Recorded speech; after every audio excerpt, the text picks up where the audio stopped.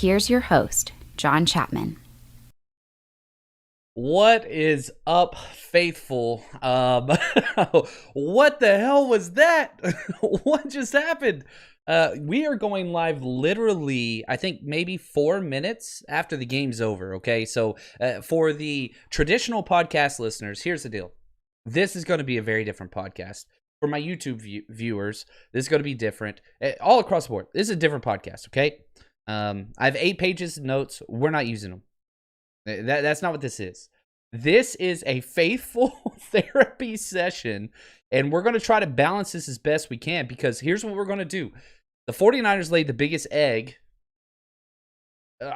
How far back do you go? Most points ever surrendered at the new stadium to the Dolphins. 43-17. 49ers got destroyed. Now, we're going to bounce back and forth between positives moving forward and blame, right? I don't like playing the blame game, but it needs to be played because there's wrong. There's so much wrong. It's not right. Things are not right with the 49ers franchise. And here's the deal. We step back and we look at this game and we say, hey, we're getting back everybody on offense. Jimmy Garoppolo, great. Ouch. Raheem Mostert was phenomenal, as he always was. He didn't break a big play, but we'll talk about that later on. You get Debo back. You got Brandon Ayuk. You got George Kittle. You got everybody back. All 11 starters for the first time of the 2020 season are back. It's time to improve. Wrong. Wrong. It's not the way it played. Now, usually on Sundays, I wait to partake in beverages. Here's my tequila for those that can see. And when tequila's not enough, because I ran out of tequila, you also got to add in the beer. So sight decorum is off for this episode. So if you listen to this podcast with your family and your little ones, first off, I want to say thank you. That's incredible. Just want to let you know some 4-letter words will be flying during this episode because I think it's therapeutic. Now, am I going to cuss at individuals or anything like that? No. But man, cuss words are therapeutic, and we need therapy right now, faithful. I'm seeing there's a lot of stuff going on in the chat. So this is rain-free, guys. Don't hold back. Throw it out there. No comments will be blocked. This is open season on every single format. Get it off your chest. Because what the hell do you do with this season? Where are you right now? If you just take a step back and look at this, holy freaking cow. We're that bad? We're that bad. Not only did you give the very first win to the Philadelphia Eagles last week, which they actually looked really good, almost beat the Steelers, who are undefeated. Whatever. Screw that. You allow the Dolphins to come into your place and destroy you. Destroy you inside and out. Break your will. Twitter's the definition of overreaction, and I partake in that, right? There's no doubt. We're all knee-jerk reactions, blah, blah, blah, blah, blah. Jimmy Garoppolo's not the answer. Robert Saleh needs to be fired. Who's our GM? Sometimes we got to pull back, but right now is not the time. Right now is reaction time. Don't hold back, baby, and let it go. If you don't have a drink and you are a drinker, now if you're not a drinker and that's not your thing, that's okay. Not trying to push anybody to that. But if you are a drinker, man, go grab a beer. Turn up the volume. Let's talk, because holy cow, it was so bad. And where do you start? Okay, Curtis, I'm going to go with you first. And I'm going to have to scroll fast because I know we're going to have a lot of comments and we're going to lose them on our chat feed. Curtis, Brian Allen was absolute trash, but I wouldn't really say there were any bright spots on the D. Okay, so let's talk about Brian Allen. And here's what I got to say. Just stay with me here, okay? Stay with me. I'm not mad at Brian Allen. He hasn't played football in 3 years. Not because of injuries, because he's not any good. We had the injuries. Okay, that's cool. So you bring in Brian Allen. No problem. Okay, that's cool. Whatever. But Brian Allen is Brian freaking Allen. We didn't know who this guy was. Nobody has a Brian Allen jersey at home. Nobody can tell me what college. I know what college he went to. Nobody can tell me what college he went to. That's not what it is. Here's who I'm pissed at. Number 1 at the top of my list, Curtis. Thank you so much. Robert freaking Saleh. Are you kidding me? Man, I'm gonna have to turn my mic down. I'm gonna be screaming a lot today. Let me just taper this down just a little bit. You gotta be kidding me. And here's why I'm not mad at Brian Allen. He sucks. He made it to the NFL. That's great. Awesome. I hope he makes a lot of money. All those things. Whatever. You put Brian out there, it doesn't work. Okay? That's fine. Second drive doesn't work. Okay? All right. Let's make a change. Third drive doesn't work. Fourth drive. 4 straight deep balls to Brian Allen. 3 were caught. 1 for a touchdown. And 1 was a defensive pass interference. Okay. When do you think that this guy's going to turn around and be a damn good cornerback? It's a stupid story, but it's the frog and the scorpion, right? So you have a frog and a scorpion try to get across a river. If you don't know this story, I don't care. We're doing this. I'm doing little kid story mode. It's drinking tequila, telling little kid stories. I feel better already. It goes to where my soul should be. Now, here's the idea. Okay, so you have a scorpion and a frog on one side of the river. They both need to get across, and the scorpion asks the frog, hey, will you give me a ride across the river? I can't float like you can. The frog says, no way, you'll sting me. Scorpion says, no way, I'm not going to sting you. All right, cool, I'll give you a ride. The frog lets Scorpion hop on. They're making it across the river. They're developing a friendship. Everything's fine. Right before they get to the edge, guess what the scorpion does? The scorpion stings the freaking frog and kills it. As the frog's dying, the frog looks at the scorpion and goes, why'd you sting me? And the scorpion goes, duh, I'm a scorpion. That's what you are. You don't get mad at a scorpion for being a scorpion, just like you don't get mad at freaking Brian Allen for being Brian Allen. He's awful. That's your fault as the coach. Okay? You didn't correct it. You didn't help him with safety help over the top. You didn't favor the nickel back to his side in flat coverage and let him play bell technique. You didn't do anything. You were just hoping they wouldn't target him. That was your game plan. Now, Ahkello Witherspoon was hurt. Whatever. Don't care. Don't care. Get somebody else out there. First drive, okay. Fool me once. Shame on you. Fool me twice. Second drive, shame on me. Now it's time to move on. 3 times? Nope. 4 times? Nope. And Robert Saleh's been on tape saying he doesn't like to make adjustments in the first half. It's not an adjustment. It's a personnel change, damn it. Get somebody out there that might have a chance to play. Now, once Ahkello Witherspoon went out there, guess what? They didn't score on 2 drives. So it got better. And here's the thing. Oh, I'm doing this. This is happening. I'm channeling the voices from the past, all right? Here is the key. Jim Mora, baby. Jim Mora. Some of you guys know where this is going. Some of you guys, you don't know. This is a relic that is so important. And here's the idea. We went into this game thinking playoffs. And I just saw it in the comments. Can we make the playoffs? We might be able to. We're adding a 7th team to the playoffs. The NFL did, whatever. But that should not be the focus. And here's why. Disgraceful performance, in my opinion. We threw that game. We gave it away by doing that. We gave them the friggin' game. In my opinion, that sucked. What's that? Playoffs? Don't talk about it. Playoffs? You kidding me? Playoffs? I just hope we can win a game. It's so great. And it's how we feel. Super Bowl. 7 minutes left. When you get there, you got to seize the damn moment. We didn't do it. Offseason goes to hell in a handbasket. Don't get to re-sign our players. Trade away to Forrest Buckner, which I still think was a good move. Unfortunately, yeah, I wish we did have Buckner, but whatever, especially since we're in rebuild mode now. Do you think if we had DeForest Buckner right now, we would be 4-1? No, I don't think anybody thinks that. We are not in rebuild mode, but we're not in 2021 win the Super Bowl mode. That's for damn sure. And, you know, Javier Vega, one of my closest friends, Twitter friends, I guess I should say. We've never met personally, but we talk often. He said, you know, as soon as Nick Bosa went down, the season was over. We just didn't know it yet. And I think he's right. We're missing parts. Now, our top 3 corners are out. I get it. That's problematic. All the issues, whatever else. But the adjustment, the vision, the goals that we had, those are gone. You're a 2-3 football team, and you just got through the easiest part of your schedule. Your entire offense was quote-unquote healthy. We'll talk about Jimmy G in a little bit, trust me. But now what do? You know, I put this out on Twitter. It's officially mock draft season. We had a 1-year hiatus where I wasn't making mock drafts and starting to evaluate draft talent in freaking October. Now, 2-3 football team can make the playoffs. I'm not saying the 49ers won't. I'm telling you right now, there are some systemic major issues in this franchise. And it starts at the top, baby. It starts at the very, very top. Robert Saleh, defensive coordinator, I'll be honest with you right now.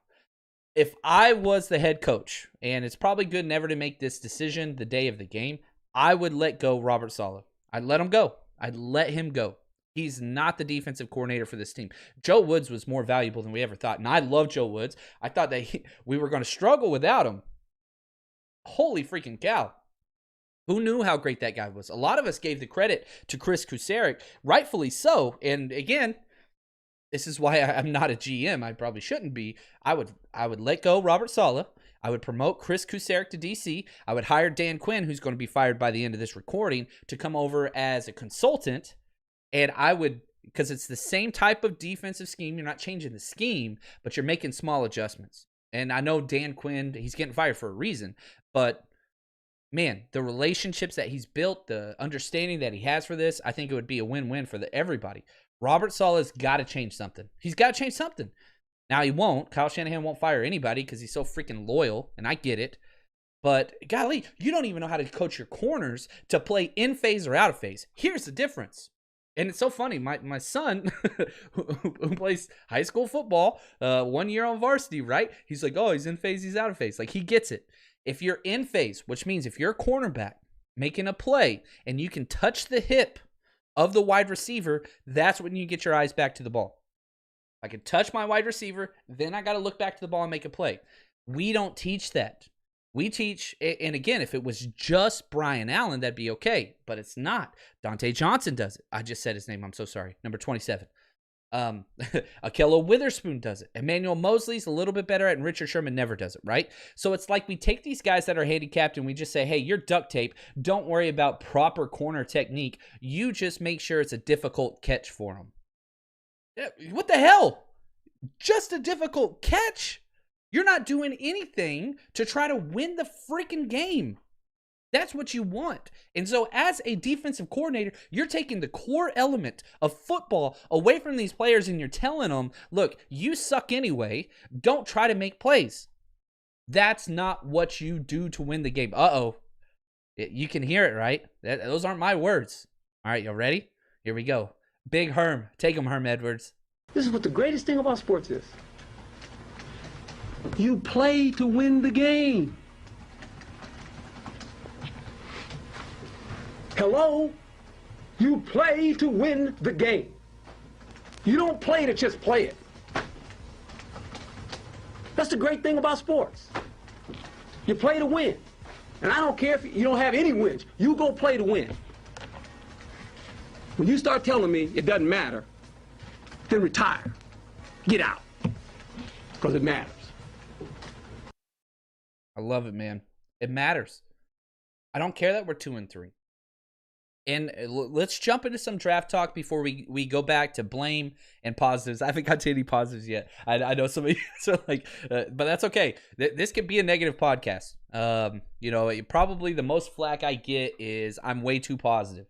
That's okay. Let's negative this bad boy. Well, we've earned them. We've built up the capital. Let's play doomsday. I'm seeing in the comments, man, we're going to get a top 10 pick next year. Okay, Sergio, sadly, top 10 pick this year for the 49ers. Guess what? I did the research. Currently, where we're at, we're picking 14th in the NFL at 2-3. With the current records today, at the end of it, we're picking 14th. I don't think the 49ers have the team that will push us down into the top 10 of draft order. I don't think it's going to happen. We still have a pretty damn good team. Now, today was no indication, but we're going to win more games. We've got 2 wins. So, for example, if you look at last year, 2 to 3 wins put you in the top 5. Well, we're going to get past that.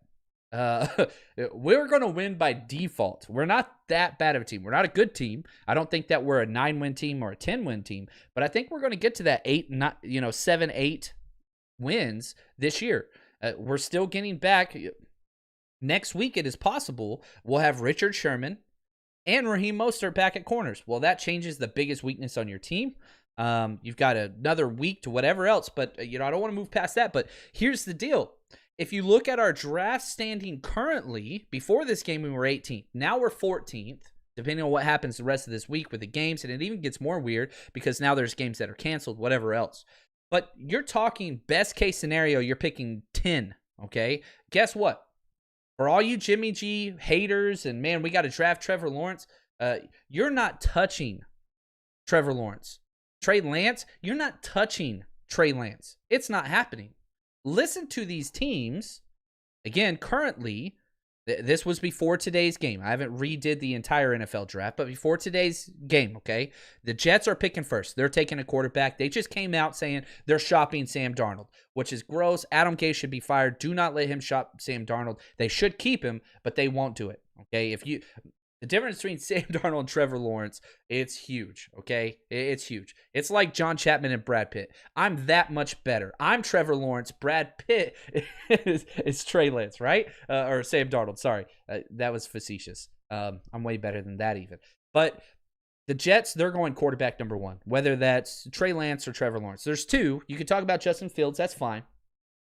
New York Giants, they're picking really, really high. I think they're fine with Daniel Jones. Miami Dolphins, they were up there. They're going to jump. They're not going QB. They have Tua. Washington, they are taking a quarterback. They just benched Haskins. They're taking a quarterback. That's 2 QBs gone. Jacksonville, man, if they're sold on Gardner Minshew, great. But if they can get one of those 2, they will take them. Okay? Detroit Lions, guess what? Matthew Stafford's going to be 33 years old, has never won. They'll take a quarterback, and Matt Patricia will be fired. New head coaches mean new quarterbacks. So Detroit's taking one. Look at the Denver Broncos. Geez, we don't even know what to do with Locke. So who knows? Atlanta, man, you talk about Matt Ryan. I think he's 36, 37. Who knows? Miami gets to pick again. Minnesota, Kirk Cousins, are you sold on him? Cincinnati, they're fine. Philadelphia, they're fine. Chargers, they're fine. Carolina will take a quarterback if they can. Dallas, good Lord. I don't know if you saw the Dak play. Snapped his leg in half. That sucks. No ill will. I hate the Cowboys. Everybody here hates the Cowboys. I like Dak. I think he's a good dude. I think he's a good football player. I think he's a good leader. I think he's a good human. But yeah, you snapped his leg in half. He's done.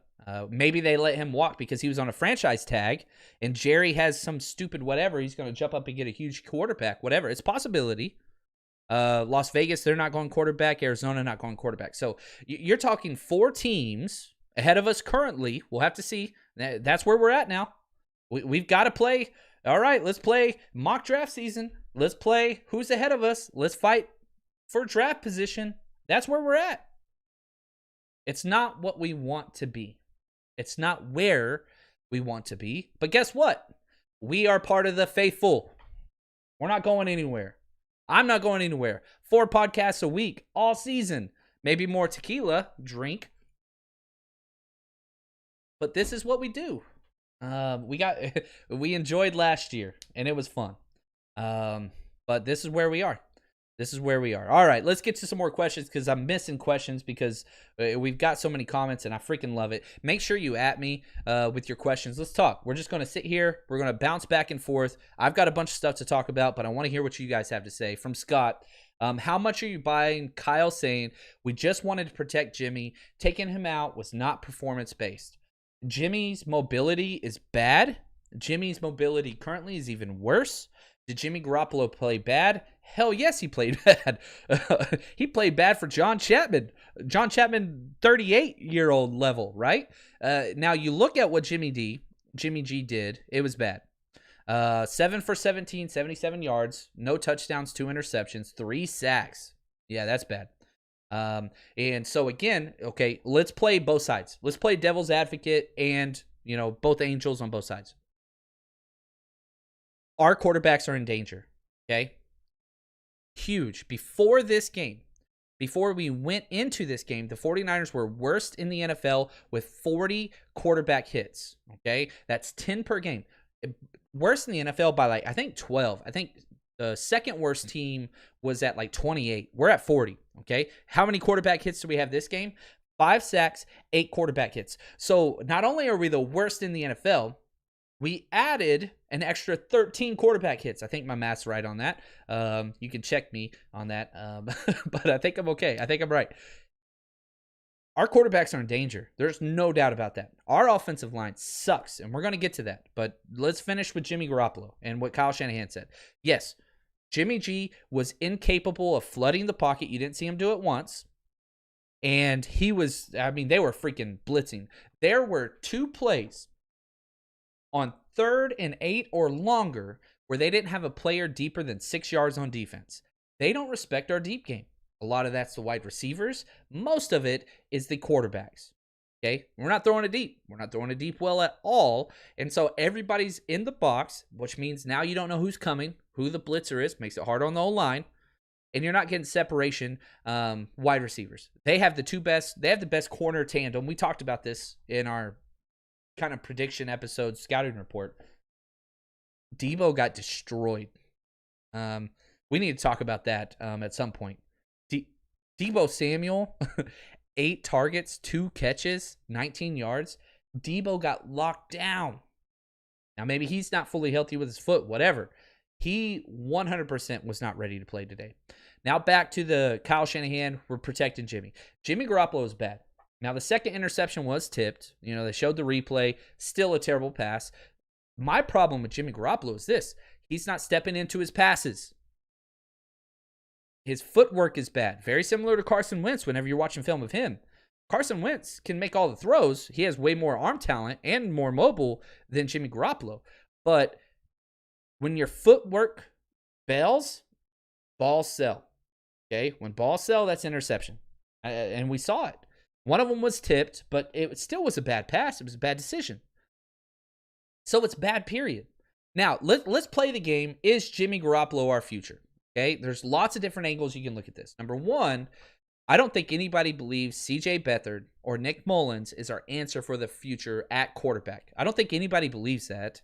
Maybe I'm wrong. Let me know in the comments. Nobody wants Jimmy Garoppolo. I'm sorry. Look, Freudian slip there. C.J. Beathard or Nick Mullins is our quarterback going for the future to win a Super Bowl. Nobody wants that. Now is Jimmy Garoppolo? Well, I would say 49ers fans are about 50-50. Personally, I like Jimmy Garoppolo more than most. He was really bad week 1. He was amazing week 2. He was really bad this week, week 5. What do you do with that? I think you've got the rest of this year to figure that out. That's what we have this year. Are we winning a Super Bowl this year? Hell no. Hell no. There's no way the 49ers are winning the Super Bowl this year. It's not happening. So what we have to do now is we have to figure out, is Jimmy Garoppolo the quarterback for the future? If he is, great, then you can address other positions. If he's not, then guess what? What are you doing? We could talk about drafting corners and offensive linemen and, we need more edge players. If you don't have a quarterback, you're nowhere. You're not there. So if Jimmy isn't the guy, all right, we need to figure that out. My number one goal, and this is off the top of my head, my number one goal for the rest of the 2021 season is to figure out, is Jimmy the guy, or was he just a product of an amazing run game and amazing play calling? But guess what? That was the first full year of Jimmy Garoppolo starting. Now they got tape on him. Maybe they're figuring it out. I don't know. Kyle Shanahan's not scheming people open like what we used to say and what we used to see. And so that's a problem. Is he the guy? We know it's not CJ. We know it's not Nick Mullins. Let's find out. And let's be honest with ourselves and with him. If he plays like this, then hell no, he's not. Now let's say hypothetically, Jimmy Garoppolo's not the guy. Okay, let's look at his contract. Contract's actually pretty damn good. Let's say, okay, there's 2 ways to look at this as well. Let's say Jimmy is our guy, okay? He comes out, he rallies, everything starts to flow smoothly, the offense is working great. Let's keep Jimmy, okay? if we're going to keep Jimmy, his contract is relatively good by NFL quarterback standards now. Okay, for 2021 year, he only has $2.8 million in dead cap. That's it, $2.8 million. Really not that bad. However, if you want to keep him, right, now you're talking $25.5 million for 2021 and $25.6 million for 2022. Relatively good contracts. But if you want to move on, you can. So you spend this year. If you want to sit him in week 6 because he's not 100% healthy, whatever, that's fine. But week 7, 8, 9, 10, whatever, you could try to win with CJ now, but at some point, Jimmy Garoppolo has to get back under center with this supporting cast and see if he can make it happen. And if you're one of those people that's just like, hell no, Jimmy G's not the guy, you can walk away from this very, very easily. You can cut him. It's going to cost you $2.8 million in 2021, $1.4 million in 2022. That's not bad at all. You get so much cap savings. Listen to the cap savings you get if you do cut him. I'm not saying I want Jimmy Garoppolo cut. I'm saying I want to see how he will respond and if he is the guy. Because the guy still wins games. He got us to the Super Bowl. He outplayed Patrick Mahomes through 3.5 quarters, and then it just fell to crap, and it hasn't responded since.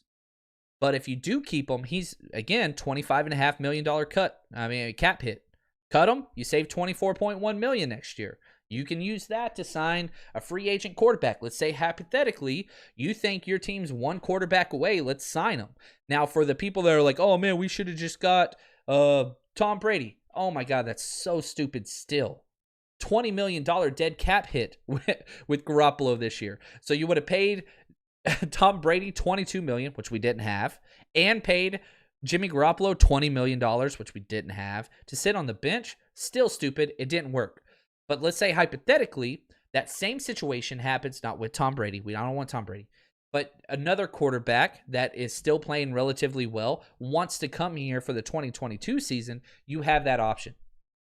So, yeah, you can move on. You could definitely move on from Jimmy Garoppolo. That's on the table. But the 2021 season needs to be, let's find out. Now, some of you guys are like, oh, I found out already. But it's not where we're at. It's really not where we're at. So we've got this year. We got to figure it out. Now, all right, let's get to some more questions because they're flying up and I freaking love it. This is awesome. Okay, honest question. Dak over Jimmy next season? Yeah, I'd take Dak. My biggest problem with Dak, this is from Mora Graciano. My biggest problem with Dak is he sucks when the game's on the line, and that's about it. He's a stat quarterback over a winning quarterback. He had the greatest supporting cast ever last year with the offensive line and all those things. The offensive line in Dallas is now trash, so Dak, started to go down. I would prefer Dak, but you're not going to get him. You're going to have to pay Dak $35 million, even coming off the injury, because there's going to be teams bidding on him. Not very many teams are going to bid on Jimmy Garoppolo. Maybe the Patriots will, to be honest with you. Curtis, man, I appreciate it. On a lighter note, Mostert seemed to bring the burst back to his game. Raheem Mostert was incredible. Listen to this. 11 rushes for 90 yards. Raheem Mostert's the truth. 11 rushes for 90 yards. That's an 8.2 yards per carry average. Then you look in the passing game, 3 catches for 29 yards. Over 100 yards rushing, even though he only got the ball, 11 times rushing. Over 100 yards total. Raheem Mostert was great. Really running the ball was exceptional. We just got so far behind because of Robert Saleh, we had to abandon the running game. We had to get out of it. We had 19 carries for 131 yards, averaging 7 yards a carry. 7 yards a carry rushing. That's a Kyle Shanahan wet dream. But we were so bad defensively, and the quarterback, but it's not even on the quarterback either. The drops were trash. Kendrick Bourne, I'm pissed at Kendrick Bourne, okay? And I got into a Twitter spat with a couple people because I'm giving Kendrick Bourne a hard time. Hell yeah, I'm giving Kendrick Bourne a hard time. Here's the deal. You get benched. Kendrick Bourne loses his starting job, okay? He loses it. Because at the start of the game, it was Debo and Brandon Ayuk, rightfully so. And what happened is Kendrick Bourne got bumped to the slot role, and Trent Taylor got bumped out, rightfully so as well. So how does Kendrick Bourne respond? He comes out and plays, he lays a dud. He lays a freaking dud. And you're like, hey, he scored a touchdown. You're right, he did, when the game was out of control. When the game was on the line, that dude had 4 targets. He had 3 drops. 1 catch, he got tackled 1 yard short of the freaking first down, and we had to punt it on a 3-and-out. Now, the 3 drops, one of them got wiped away on a roughing the passer call, so that's off of the stat sheet, but I don't care. If he would have caught it, we could have tacked it on. But you lose your starting job, and then you come out and you 2 of the drops were contested. One of them was just right through his freaking hands. So you could say, well, he had 1 drop. Okay, that's cool, fine.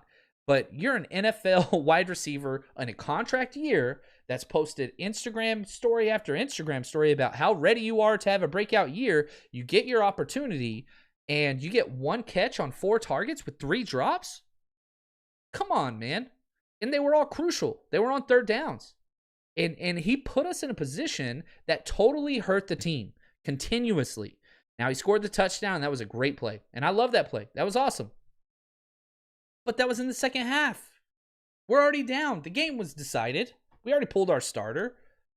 If you want to be a player in this league, step your damn game up. When it matters most, who are you? I'm smiling not because of Kendrick Bourne. I'm smiling because of Coach Singletary, who was one of the worst coaches ever. But that's okay.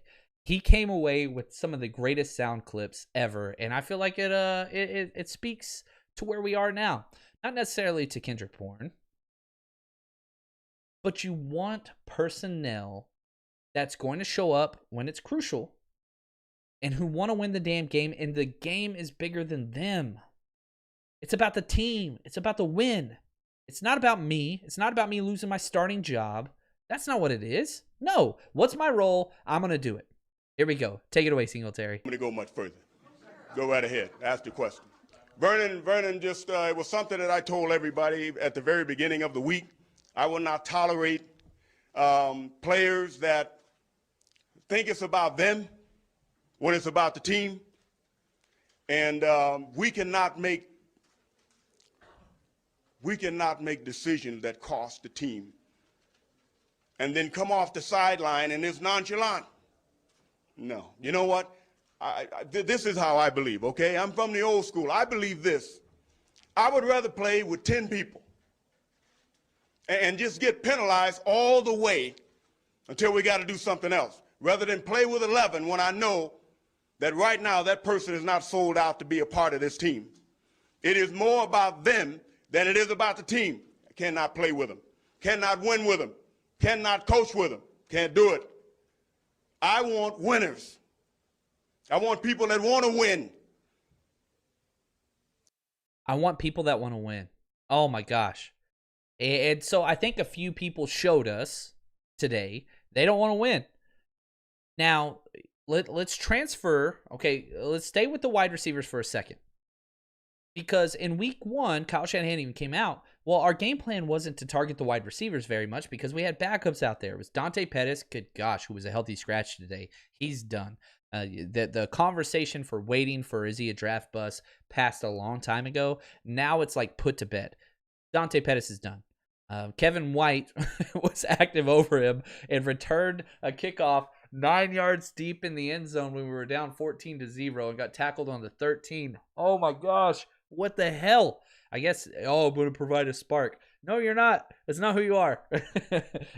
You poured water on the spark, brother. But that's okay. Now, the wide receivers were bad. So week 1, again, we're not going to target the wide receivers. Well, we didn't have them. Now we got our wide receivers, and we didn't target them still. I think a lot of that had to do with the personnel that we were playing against.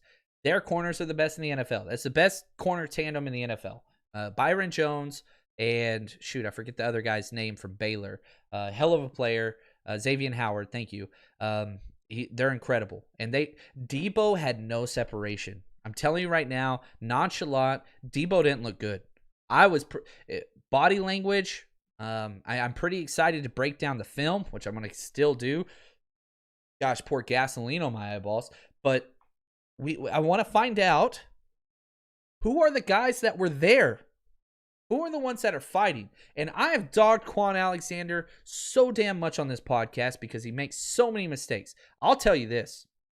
Coming out at halftime, down whatever, 20 points, 21, I don't care. Too many points. Quan Alexander came out with his freaking head on fire, making plays. Quan Alexander proving that being a football player, being a captain, being a leader of the team isn't all about what you do between the lines. It's about what you do up here sometimes. I pointed to my head for the audio listeners. The dude has whatever it takes. If you go back to last year, and this next name's going to hurt, they asked Nick Bosa last year in 2019, after the regular season, mind you, who was the defensive captain, who was the best player on the defense. And Nick Bosa said, I'd say Quan Alexander. He's brought the energy, even though he's been injured the whole time. I would like to apologize. If there is any player on this team that has I've gained more respect for, and I've always respected Quan. He's incredible. His story's amazing, whatever else. That was freaking awesome. Setting the tone. It didn't matter they were down 20 points. The dude was playing his ass off, making plays. Did he give up the first touchdown of the game? Yes, he did. Does he have what it takes between the head and all the athleticism? Yes, he does. Let's figure out if he is better than Dre Greenlaw. Now you're talking salary cap. What are we going to do? Are we in a little bit of a rebuilding program where we've got to fix a couple things? Well, then Quan's going to be out because he's pretty damn expensive. But, you look at his deal. He's got $10.5 million dead cap next year. So you can move on from him. But again, we talked about this last episode. $10.5 million to cut a linebacker. Now, if you keep him, it's $16 million. You can save 6, but you're losing 10 to not have a linebacker on the team. And I think that's problematic. So, yeah, you kind of take that for whatever. Oh, man, let's pay attention to a positive. Alex Smith is back. Whenever he went in that game, I literally clapped. My wife got mad at me because I clapped too loud next to her ear, but I didn't care. I do care. I don't want to clap too loud next to her ear. But the idea is this. The fact that Alex Smith is playing football again is incredible. I wish it was on a better team. But yeah, you gotta take, that was awesome. I'm so proud of that dude. Just an amazing human being. Period. You'll never find anybody talk bad about Alex Smith. You just never will.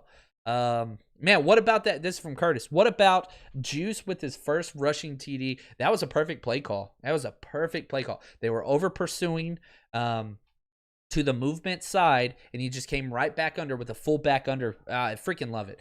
Juice doesn't get the ball that much, and so whenever he does, I think it's important. Niner drag. Here we go. Let's talk. Do we clean house top to bottom after the season? What direction do you do to get back where we were left off in 2019? No, you don't clean house, but you do have to evaluate a couple things. Number one, is this quarterback, which we've talked about, Jimmy Garoppolo, going to be the guy moving forward? Now let's talk offensive line. Trent Williams, back-to-back bad performances. We saw in the first 3 weeks, Trent Williams can be that guy. He wasn't that guy this week. And so that's problematic. Left guard, Laken Tomlinson. This is his worst season by far. That first sack, that was Laken's fault. Second sack, that was Laken's fault. So when the game was still in contention, Laken dug us in a hole both times.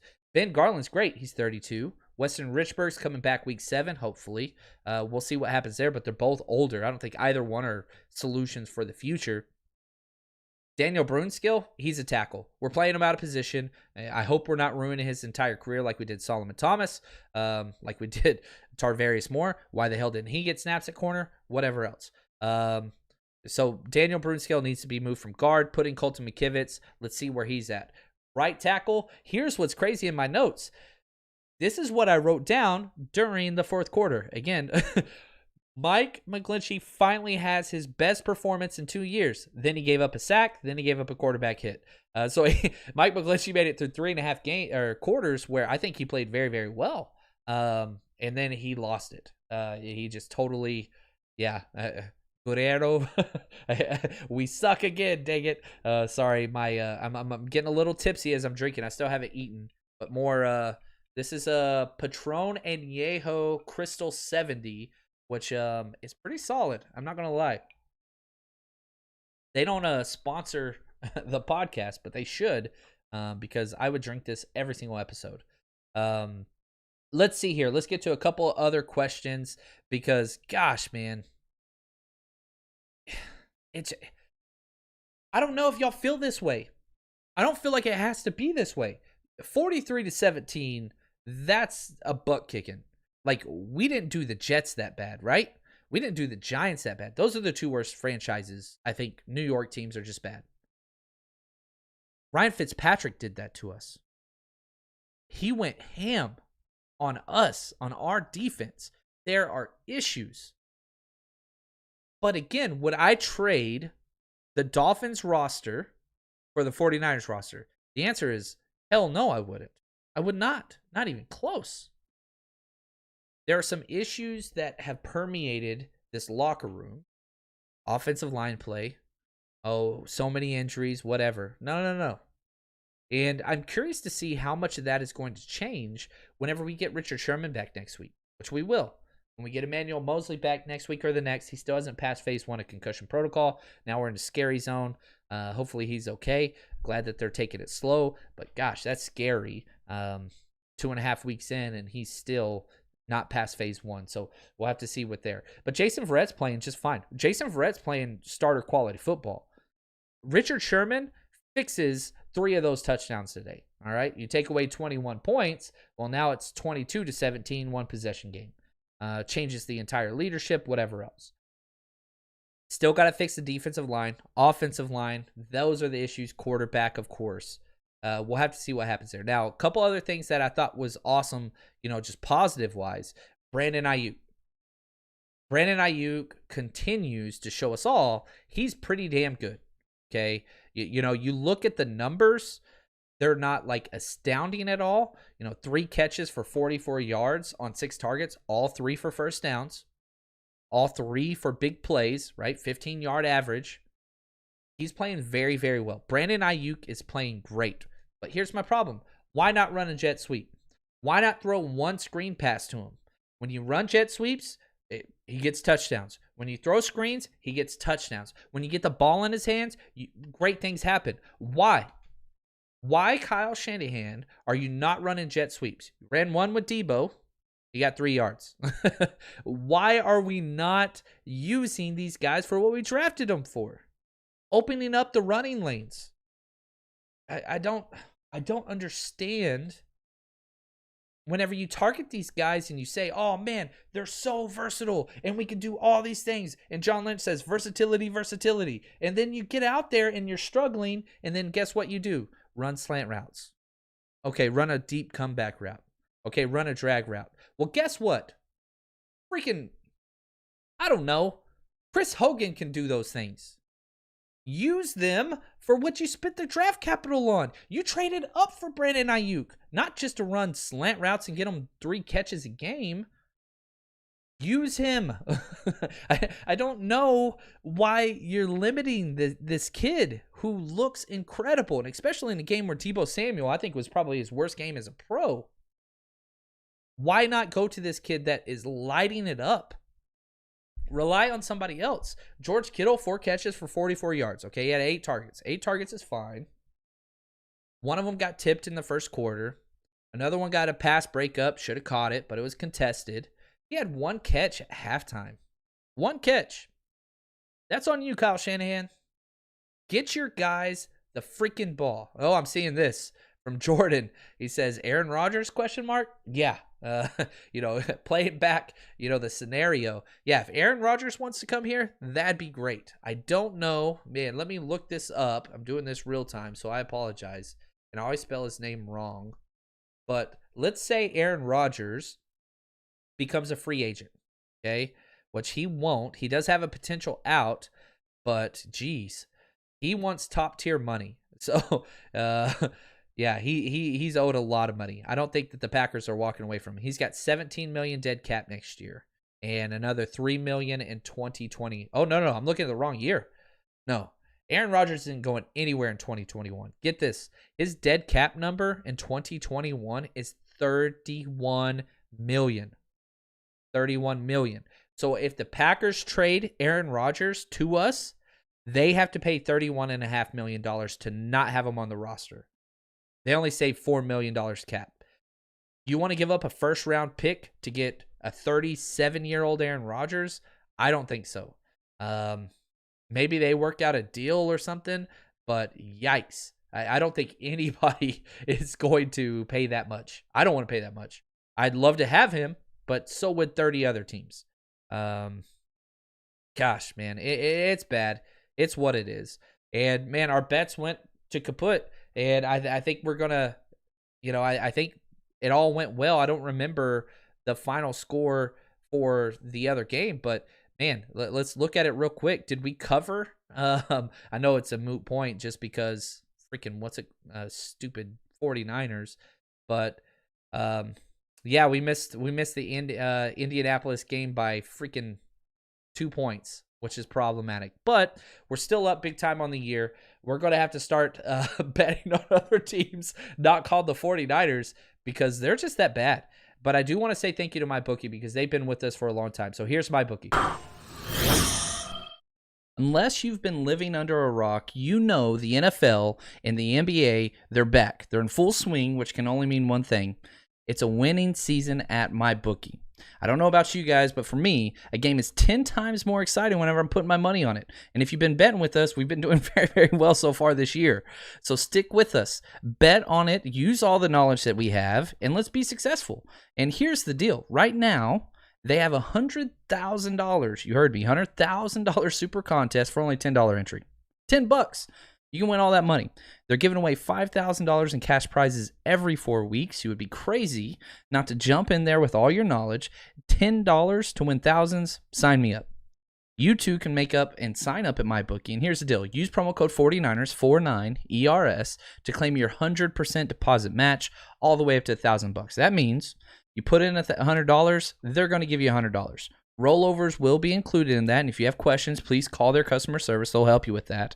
But the NFL, NBA, MLB, they've got it all on tap. It's never too late to get started, and if you've wanted to jump in with us, now's the best time.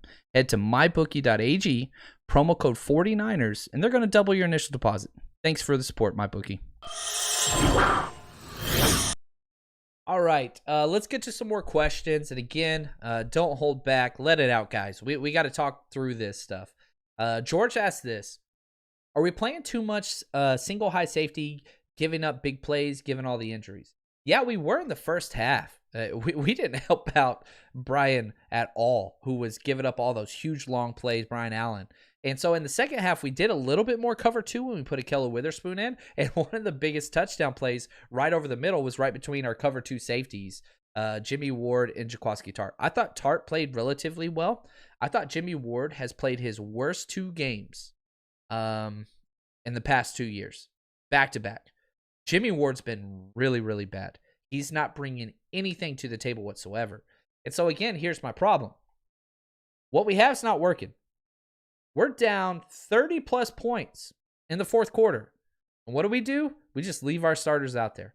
We don't try to evaluate talent. We don't bring in, Harris and Tarvarius Moore. We don't try to let, Webster get. We don't do any of that. No, we just stay with it. We don't want to look worse than we already look. Because, again, it's not about the players. Now, here's the opposite side of the argument. I've been on this in a coaching room before with lots of F-bombs yelled at each other.